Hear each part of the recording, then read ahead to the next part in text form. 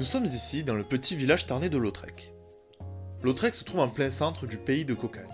Comprise entre Albi, Toulouse et Carcassonne, cette région tient son nom du processus de fabrication de la teinture de pastel, cette célèbre plante tincturiale qui rendit la région immensément riche entre la fin du XVe et le milieu du XVIe siècle.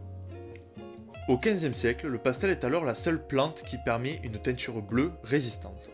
Cette plante fut l'objet d'une demande fulgurante en ce début de Renaissance, qui fait exploser le marché et rend les commerçants de pastel extrêmement riches. Cette plante et son bleu si particulier est à la mode. Il devient un produit de luxe apprécié par la cour du roi et la noblesse. La production de pastel augmente considérablement à la fin du XVe siècle. Il était très cher à produire, mais un nouveau procédé, celui des coques, qui donne le nom à la région, apparaît. La fabrication reste chère, mais les coûts sont grandement réduits.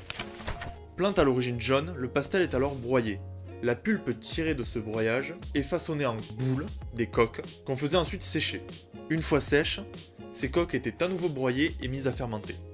On en tirait alors un produit à l'aspect granuleux que l'on appelle l'agrana. Enfin, on colorait les draps et les laines par réaction chimique à partir d'un jus obtenu grâce à cet agrana. Le nombre de trempages déterminait alors la qualité de la teinture.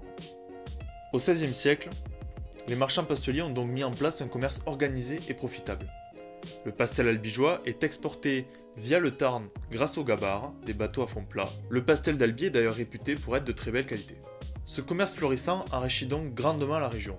En témoigne le grand nombre d'hôtels particuliers construits grâce à ces richesses. À Toulouse, mais aussi ici, à Albi, avec la maison Ange-Albert à 2 pas de la cité épiscopale. Mais cela était peut-être trop beau pour durer. Dès la moitié du XVIe siècle passé, le commerce pastelier s'effondre. La récolte de 1561 est plus que mauvaise, mais les pasteliers maintiennent les prix.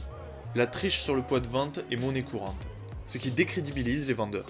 Les guerres de religion, qui commencent alors à ravager la France dans ces années 1560, font également de l'ombre au commerce.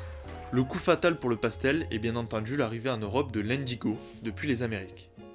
Cette autre plante tincturiale bleue est bien moins chère à produire, elle remplace rapidement le pastel qui disparaît alors du pays de Cocagne.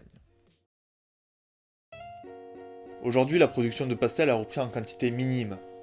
Il s'est développé un commerce basé sur l'artisanat. Le pastel et les produits teints avec ce dernier sont des produits haut de gamme qui plaisent aux touristes, mais qui rappellent cet âge d'or révolu qu'a connu le pays de Cocagne.